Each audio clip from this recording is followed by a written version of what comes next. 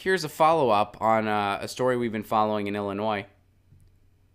Pritzker is expected to sign the $15 an hour minimum wage bill today. This is breaking news today, Tuesday.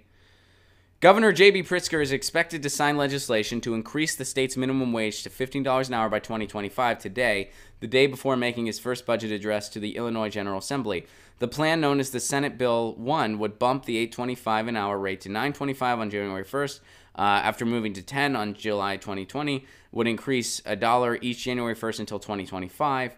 Pritzker's office said he is scheduled to sign the bill at the governor's mansion today. House lawmakers voted 69-41 last week. Business groups have fiercely opposed the measure, saying it will hurt small businesses. Too bad. If you can't afford to pay an employee a living wage, you don't get an employee. Pritzker must make room for the budget for the increase. The government will have to finance increased wages for thousands of university students who make minimum wage in on-campus jobs or workers for healthcare institutions funded by Medicaid. His office released figures this month on the cost to the government of the hike. In 2021, the state would face $269 million in additional costs. There would be, okay. All right. So there you go. They're going to sign it into effect. Of course, by 2025, $15 an hour will not go as far as it does today. But in most of these bills, there's cost of living increases. So this will do a lot to end the insane wage gap that we have in this country. So this is a good thing. This is good news. And hopefully this is just the start of something.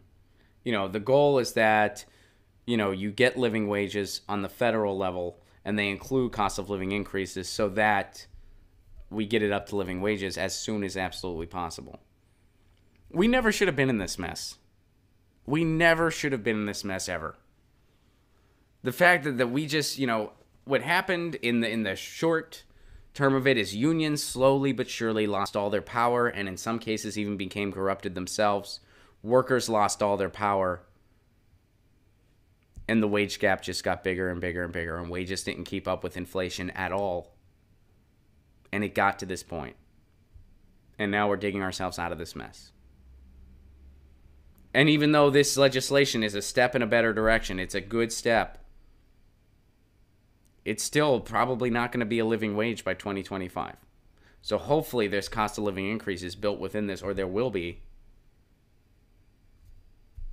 Because if they just stop it at 15 and then it's just 15 for however long, well, gee, it won't be long until that's the equivalent to $8.25 today. So some good news in Illinois. Still got a long way to go. And again, to bring it back to a little bit of power in the people here, this would not have happened if workers in Chicago weren't striking constantly last year. The hotel strike in Chicago dealt a big blow to the economy. They needed those workers. So they met them. And now we're seeing legislation at the state level. Strikes are contagious, and strikes work. And they're necessary. Get your news on with Ron. Don't you want to know what's going on? We're getting our news on today. Get your news on with Ron. Don't you want to know what's going on? We're getting our news on today. You can tweet me an article at Ron Placone. We'll go through it together and make it our own. Get your news